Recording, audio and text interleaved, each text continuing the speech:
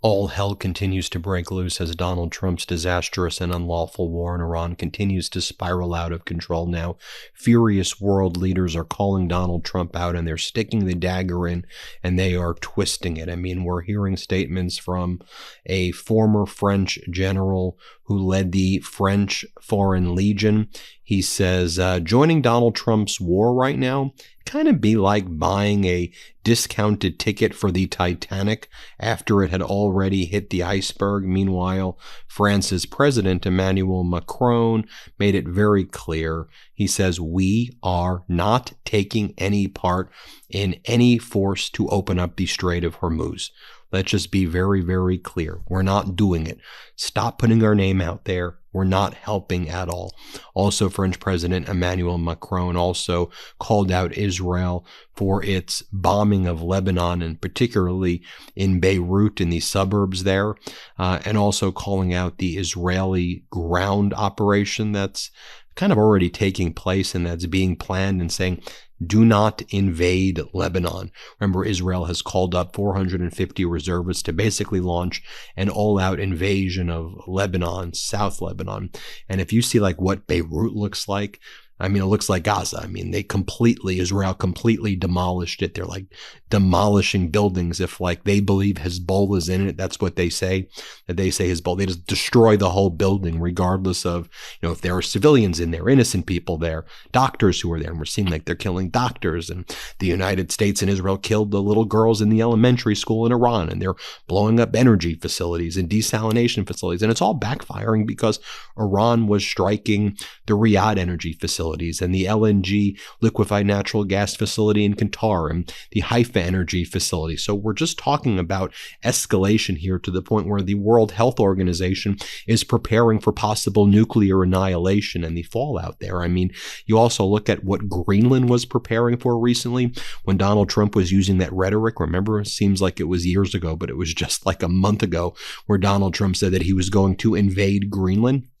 Well, we learn now from Denmark's local news that Denmark was preparing for this U.S. invasion. They were really getting ready to go to war with the United States. This wasn't like something that they were like, oh, that's never going to happen. No, Denmark was prepared for an actual war against the United States.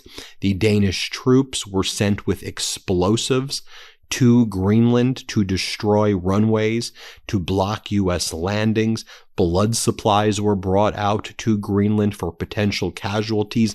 An all-out war with Denmark and the United States. Denmark was ready to go. They were ready for a war.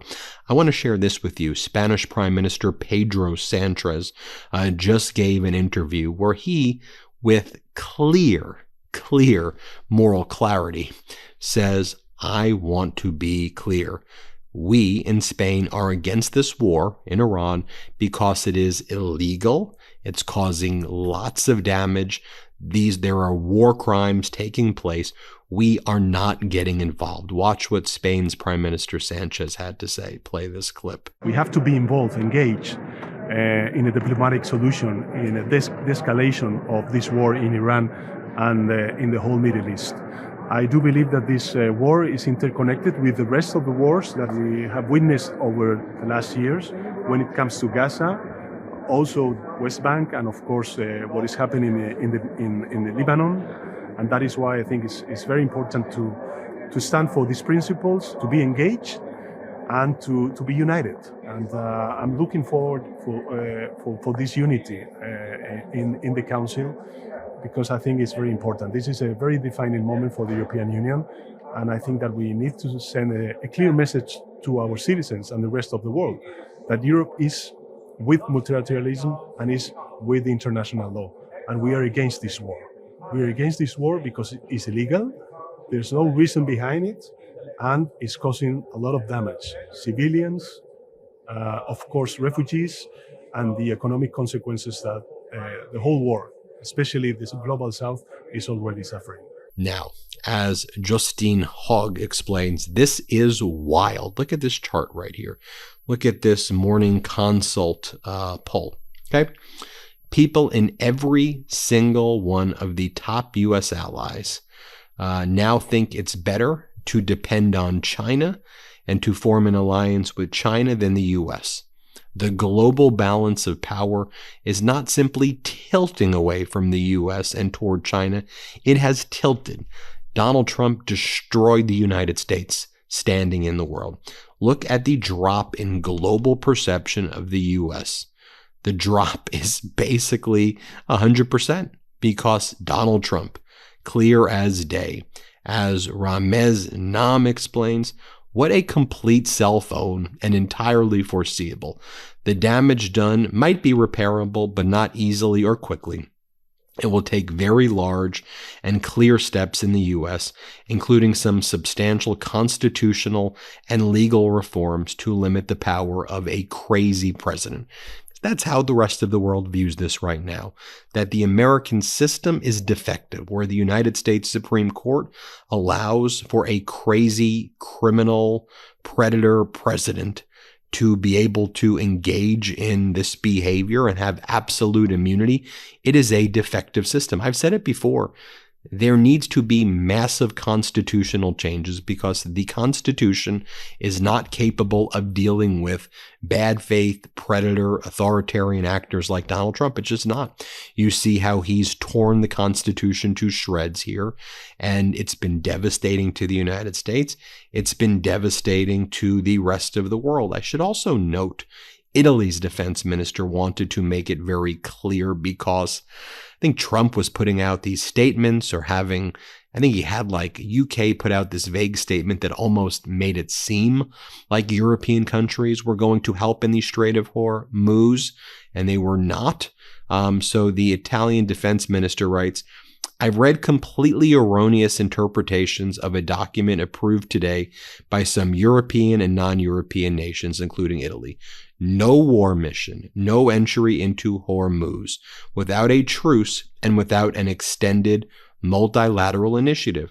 However, we are aware of the importance for all of working to safely reopen Hormuz and believe it is right and appropriate for the United Nations to provide the legal framework for a peaceful and multilateral initiative to achieve this goal. As Ellen Milligan explains, Italy's defense minister confirms our reporting today that Europe's biggest naval powers will not begin escorting ships through the Strait of Hormuz until the conflict ends. No war mission, no entry into Hormuz without a truce. In other words, Donald Trump, figure it out yourself. But for Donald Trump, figure it out yourself means help Russia and help Netanyahu. And that's basically it. Throw the United States under the bus, throw your European allies under the bus, throw the Arab nation allies under the bus, as long as it helps Putin, as long as it helps Netanyahu. Brett here, and I've got an important report to share that relates to this war, our planet, and our future, so let me interrupt for a quick minute. As we're watching this escalating war with Iran, with oil prices surging, the Strait of Hormuz becoming a global choke point, and energy markets driving geopolitical decisions, there's a bigger picture that doesn't get talked about enough, and that's this. The very thing fueling these conflicts is fossil fuels. According to a new report highlighted by ABC News, experts are increasingly saying that a global shift to renewable energy, things like wind, solar, geothermal, could actually reduce the likelihood of war. Why? Well, because unlike oil, renewable energy isn't concentrated in a few regions that countries fight over. You can generate it almost anywhere.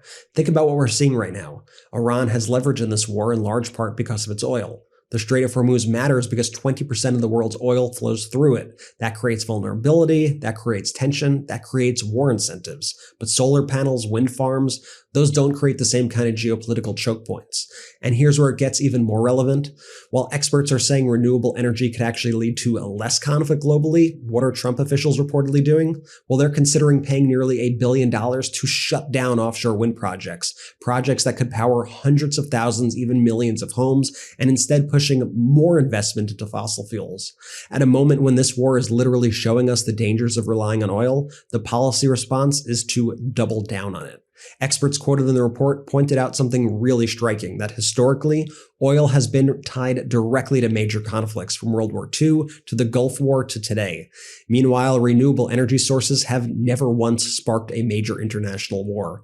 That doesn't mean the transition is perfect. There are still challenges, of course, like sourcing materials for batteries, but the overall trajectory points towards something important. A world less dependent on fossil fuels is a world with fewer incentives for these kind of conflicts. And look, nobody is saying switching to renewables will magically end all wars. But when energy isn't a weapon, when it's decentralized, when it's abundant, that changes the equation. So as we watch this war unfold, it's worth asking, are we learning the lesson here or ignoring it? Let me know what you think. Leave a comment with your thoughts on this, on clean energy, on Trump's doubling down on fossil fuels. Get loud. Now is the time we need to hear from you, and I'm going to be reading all of your comments. Okay, Ben, back to you. Let me give you some data points as well. So yesterday, I know with all the news going on, this seems like a blip in all of the news, but the United States envoy to Belarus, this special envoy Cole, announced that sanctions were lifted against these banks in Belarus, which are basically Russian controlled, which was a huge gift to Belarus and a huge gift to Putin. Also, the Trump regime announced yesterday that it was likely to remove oil sanctions, not just against Russia. Those are gone. Russia can sell its oil right now, but also against Iran. Russia could sell its oil. Now the Trump regime is thinking about removing oil sanctions from Iran to help Iran make money to then kill Americans as it's being helped by Russia from all the money Russia's making, helping Iran kill Americans. This is where we're at right now. And the Trump regime just continues to attack Zelensky over and over again. I'll show you in a moment what Pete Hegseth said, but first let me show you what the Prime Minister of Qatar said yesterday when he was with one of the main leaders in Turkey, one of the main ministers in Turkey. You had the Prime Minister of Qatar saying that everybody knows who the main beneficiary of this war is and dragging the whole region into this conflict. I mean, some suggest he's talking about Netanyahu, others suggest he's talking about Putin, but he's probably talking about both right here. Let's play this clip. War need to stop immediately. The aggression need to stop immediately, because everyone knows who is the big beneficiary of this war and dragging the whole region into this conflict. And unfortunately, what's taking place now, it's a serve for those agendas. Thank you very much. Now, as I mentioned before, I'll show you what Pete Hegseth said earlier about Zelensky. Here, Hegseth continues to attack Zelensky. And as Jay in Kyiv says, serving Putin is the core focus of the Trump administration. Play this clip. And I think, we're also still dealing with the environment that Joe Biden created, which was depleting those stockholds and not sending them to our own military, but to Ukraine, which is every time we reach back and look at any sort of a challenge we have, it goes back to, well, send it to Ukraine.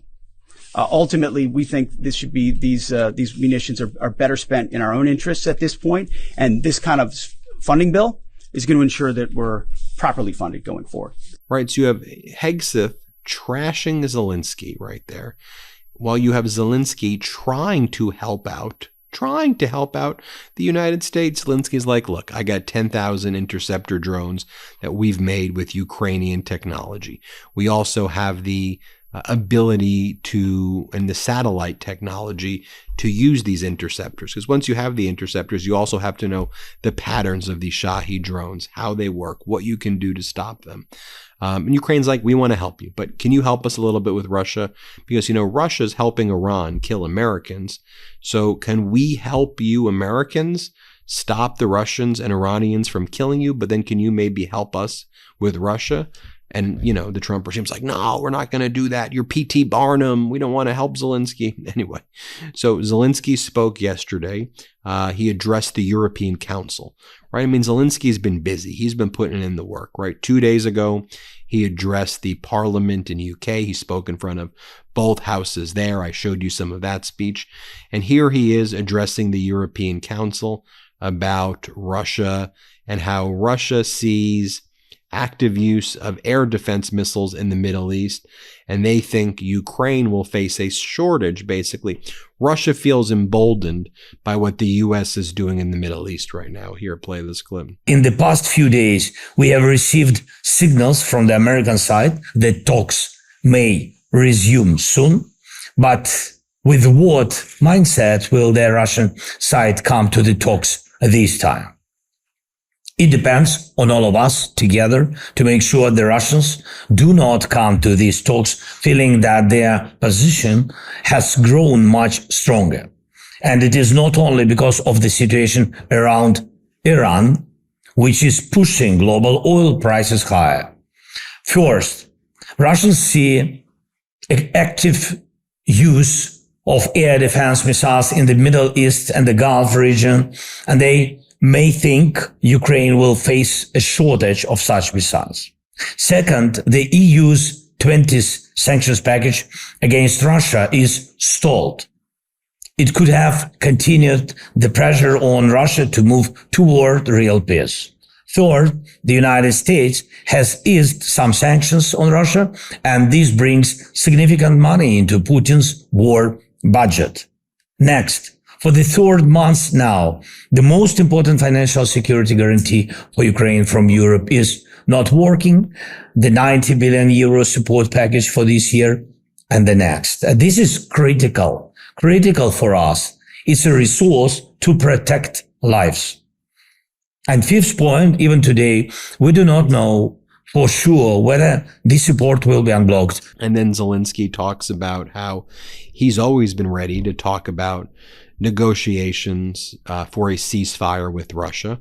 But he says the United States has basically stopped the communications and settlement discussions since the war in Iran began. And then Zelensky's also like, but we got to be very careful. Like, even if Russia is going to get involved in so-called peace negotiations with Ukraine, we don't trust them right now. We need to know what their intentions are because Russia feels emboldened right now by the war in Iran. Russia feels stronger than ever. The sanctions against them were lifted. They're helping Iran kill Americans. So the position of Russia, they probably are going to come into any negotiation saying that they should get all of Ukraine and that they don't even want to have settlement discussions. So Zelensky's like, we've always been ready to do a ceasefire, but we need to be very clear about where our bright lines are and that we are Europe and that Putin needs to understand, and the quicker he understands that Ukraine is Europe, the quicker we could get to a ceasefire because Europe supports Ukraine. Here, let's play this clip. Russia must clearly see and truly feel that Ukraine will be in Europe and that this cannot be stopped. That is why we are carrying out internal reforms and working externally to secure a clear date for EU membership. If there is a clear date, it will mean that Russia will not be able to block our accession in any way. You see how different things get blocked and how difficult it is for United Europe to implement even decisions that have already been made. This must not be the case with opening the clusters for Ukraine or with our accession. This is a matter of trust, security, and the future, of course. Right. You just continue to look at the Middle East also. More strikes by Iran against Arab nations last night. That follows the day before where those direct hits on the energy facilities in Qatar, the energy facility in Israel, Haifa, the energy facilities in Riyadh. So Iran's capabilities are increasing right now, and their ability to do direct strikes. They're succeeding in that as well. More direct strikes. There isn't. Remember, the United States is like, we've degraded 90% of their ballistic missiles. No, actually what we're learning is that you struck a lot of decoys and not the actual ballistic missiles. I mean, we see the ballistic missiles and the Shahed drones successfully striking the target. And you better believe, if you don't think that both Russia and China right now are actively providing Iran with more Shahed drones and parts to make the Shahed drones and unmanned vessels and all of that. Like, if you think that that's not happening, you're very naive, because clearly that's what's going on. Russia and China and North Korea, they're sending ships in order to help Iran right now. Finally, let me just show you even what MAGA Republican Congresswoman Stefanik is saying right now. Here's what she said to Tulsi Gabbard. By the way, Tulsi Gabbard seems like she's on her way out. I expect her to perhaps even resign or be fired today. So we'll see what happens there. Here was the questioning from Stefanik to Gabbard. Here, watch this. I also wanted to ask this because this week there was a high-profile resignation of Director of National Counterterrorism Center. Now, I want to be clear from the outset. I've communicated directly with President Trump my support for Operation Epic Fury, and I was very not only disappointed, but how inappropriate this letter was. And I want to read a statement that and get your personal assessment, whether you agree or disagree with that. And that's this. Early in this administration, high-ranking Israeli officials and influential members of the American media deployed a misinformation campaign that wholly undermined your America First platform and pro-war sentiments to encourage a war with Iran. This echo chamber was used to deceive you into believing that Iran posed no imminent threat to the United States and that you should strike now. There was a clear path to a swift victory. This was a lie and is the same tactic the Israelis used to draw us into a disastrous Iraq war.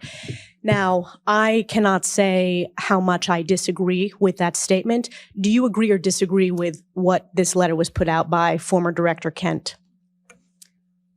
He said a lot of things in that letter. Ultimately, we have provided the president with the intelligence assessments, and the president is elected by the American people and makes his own decisions based on the information that's available to him. But do you agree with, does that statement he made, blaming Israel, concern you?